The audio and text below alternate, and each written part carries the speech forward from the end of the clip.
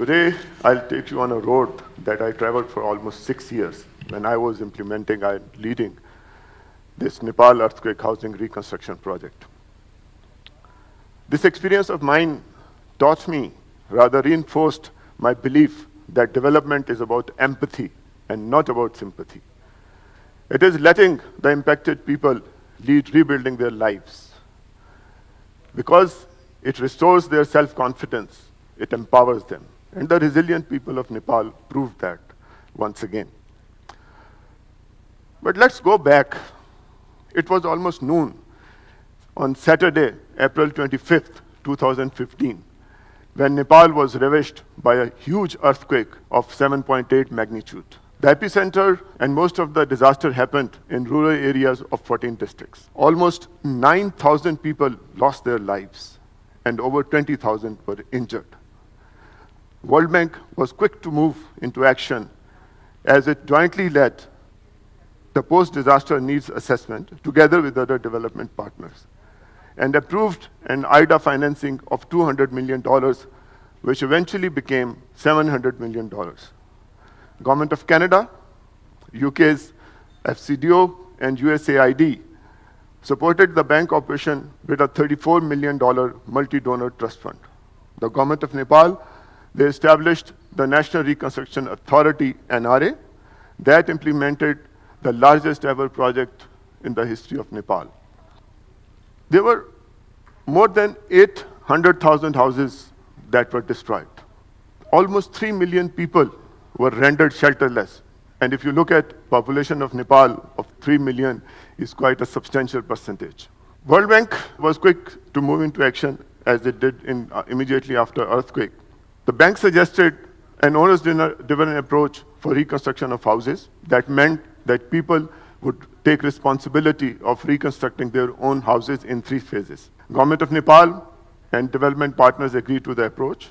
Government of India and JICA also partnered by adopting the same delivery mechanism for their respective housing reconstruction projects. But it was not about reconstructing houses.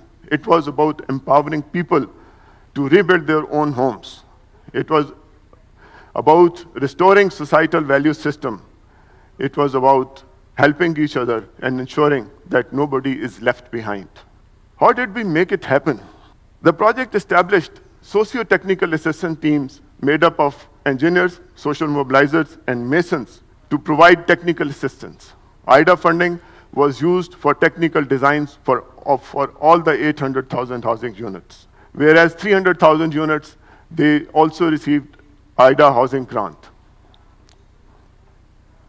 The socio-technical assistance teams mobilized communities to reconstruct houses for the vulnerable, and these included single women, persons with disabilities, and elderly. The World Bank, using its own investment, developed a training curriculum to train masons in assessing needs of persons with disabilities and make their homes accessible. And as we are a knowledge institution, we transferred that skill now to Pakistan, where we are using that for flood housing reconstruction. We carried out structural integrity and damage assessment of over 5,000 educational facilities in the affected districts. And what we found out was over 30% of these structures completely collapsed. Another 30% were partially damaged. Though it was a massive disaster, but Nepal was still lucky because it was a Saturday and schools were not in session. Otherwise, a collapse of 9,000 classrooms could have put lives of over 180,000 students at risk. You are seeing that structure on the left corner. There's a classroom that collapsed. And when I was doing this project, I was just thinking, what if my children were sitting there? The people at the helm of the affairs, when they are talking of infrastructure, they have to put themselves in the places of these people. I remember very well, one day I was talking with Faris, and Faris shared his school days experience that after Mexico earthquake, when he returned to the class, half of the class had vanished. This is how the Nepal was lucky that it was on Saturday. This structural integrity assessment, which we supported, served as a baseline for Government of Nepal's school reconstruction program, under which they rebuilt and reconstructed hundreds of schools. Asian Development Bank, JICA, Government of India, and other development partners supported that reconstruction.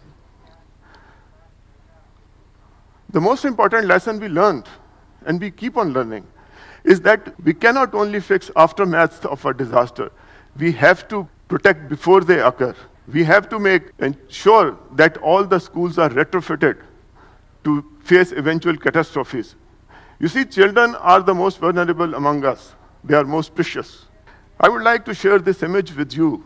It was very interesting for me. This is a village called Larpak. It's next to the epicenter, hardly 2 kilometers crow flight. And these ladies were sitting in front of their destroyed houses. There was nothing left in that village. And when I requested these ladies that I wanted to take their snap and look at what they were doing, what they did was they gave me a very, very important lesson, that every time we fall, we will rise higher. The people of Nepal once again proved they are the most resilient people on this planet. Let's make sure that their infrastructure is as resilient as they are. Thank you very much. I'm grateful for this opportunity.